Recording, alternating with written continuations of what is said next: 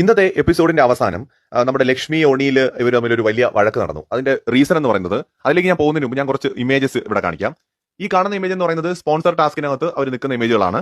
ഒണിലിന്റെ group ജയിച്ചു എന്ന് പറഞ്ഞ് അനൗൺസ് ചെയ്യുന്ന സമയത്ത് സന്തോഷത്തോടു കൂടി തുള്ളിച്ചാടി ഒണിയിൽ അങ്ങ് ആ ഒരു ബെഞ്ച്, ആ ഒരു ഡെസ്കിന്റെ അവിടുന്ന് അങ്ങോട്ടേക്ക് ഇറങ്ങി വരുന്ന സമയത്ത് കാല് തട്ടി വീഴാൻ പോകുമ്പോൾ പെട്ടെന്ന് പിടിച്ചത് നമ്മുടെ മസ്താനിയാണ്. ഈ കാണുന്നത് പോലെയാണ്. പെട്ടെന്ന് വിടാൻ പോയപ്പോൾ പെട്ടെന്ന് അടുത്ത് നിന്ന് ആളങ്ങ് പിടിച്ചു പോകുന്നതാണ്. ഞാൻ ആ വിഷ്വൽസ് പലതവണ ചെക്ക് ചെയ്ത് നോക്കിയിരുന്നു. ഒണിലിന്റെ മുഖത്തോ പെരുമാറ്റത്തിലോ ഒന്നും യാതൊരു തരത്തിലുള്ള ഒരു മോശമായ ഇന്റൻഷൻ ഉണ്ടായിരുന്നില്ല. അവർ ആ ജയിച്ചു എന്ന് പറയുന്ന ഒരു എക്സൈറ്റ്മെന്റിൽ നിൽക്കുകയാണ്. അങ്ങനെ നടന്നു പോകുമ്പോൾ ആള് വീഴാനായിട്ട് പോകുമ്പോഴാണ് ഇങ്ങനെ പിടിക്കുന്നത്. നമ്മുടെ കയ്യിൽ വിഷ്വൽസ് ഉള്ളത് കൊണ്ട് നമുക്ക് പലതവണ അത് പ്ലേ ചെയ്ത് നോക്കിയിട്ട് നമുക്കത് എന്താണെന്ന് നമുക്ക് മനസ്സിലാക്കാൻ പറ്റും. ഇന്റൻഷണൽ ആയിട്ട് ചെയ്തതാണോ അബദ്ധത്തിൽ പറ്റിയതാണോ എന്ന് എനിക്ക് നോക്കിയപ്പോൾ അബദ്ധത്തിൽ പറ്റിയതായിട്ടാണ് തോന്നിയത്. എന്റെ അഭിപ്രായമാണ് കേട്ടോ. പക്ഷേ ആ പെട്ടെന്ന് ഉണ്ടാവുന്ന ആ ഒരു പെരുമാറ്റത്തെ മസ്താനിക്ക് ഒരിക്കലും അത് അബദ്ധത്തിലാണോ അതോ അറിഞ്ഞുകൊണ്ടാണോ എന്ന കൺഫ്യൂഷൻ വരും. കാരണം അവരൊരു സ്ത്രീയാണ്. പെട്ടെന്ന് ഇങ്ങനെ ഒരാൾ ഇങ്ങനെ കയറി പിടിക്കുമ്പോൾ അവർക്കത് ഇനി മനഃപൂർവ്വമാണോ അതോ അറിയാതെയാണോ? ഇയാൾ വിടാൻ പോയപ്പോഴും പെട്ടെന്ന് കയറി പിടിച്ചു പോയതാണ്. ആരെന്ന് പോലും ആ സമയത്ത് അയാൾ നോക്കുന്നില്ല. അയാൾ അപ്പൊ തന്നെ സോറിയും പറയുന്നുണ്ട്.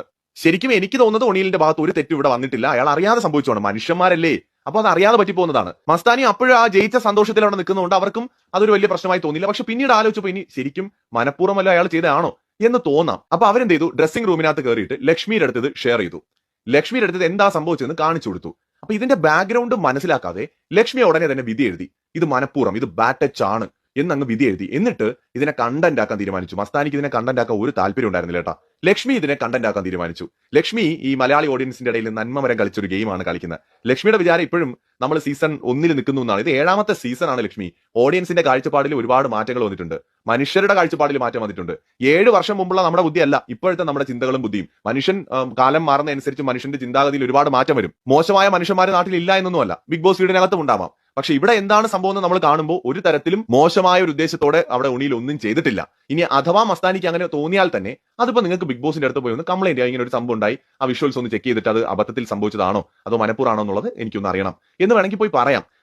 നമുക്കൊരു കാര്യത്തിൽ നമ്മൾ ഒരു വാദം കേൾക്കാതെ, രണ്ട് ഭാഗവും കേൾക്കാതെ, അല്ലെങ്കിൽ അതിന്റെ തെളിവുകൾ പരിശോധിക്കാതെ വിധി എഴുതാനായിട്ട് പറ്റില്ല. പ്രത്യേകിച്ച് സെൻസിറ്റീവ് ആയിട്ടുള്ള ഒരു വിഷയത്തിൽ, ഒരു മനുഷ്യന്റെ ക്യാരക്ടറിനെ മോശമായി ചിത്രീകരിക്കാൻ സാധ്യതയുള്ള ഒരു വിഷയത്തിൽ പ്രതികരിക്കുമ്പോൾ വളരെ ആലോചിക്കണം. ഇവിടെ ശരിക്കും ലക്ഷ്മി അവർക്ക് കണ്ടന്റിന് വേണ്ടിയിട്ട് ഒണിയിൽ കുടുംബത്തിൽ പിറക്കണം, മറ്റതാണ് മറിച്ചതാണ്, എന്തൊക്കെയാണ് അവിടെ കാണിച്ചു കൂട്ടിയത്. വളരെ മോശമായി പോയി ലക്ഷ്മി, വളരെ മോശമായി. ഇതിനെ ചീപ്പ് ഗെയിം എന്ന് പറയേണ്ടി വരും. ലക്ഷ്മി അത് കണ്ടിട്ട് പോലുമില്ല.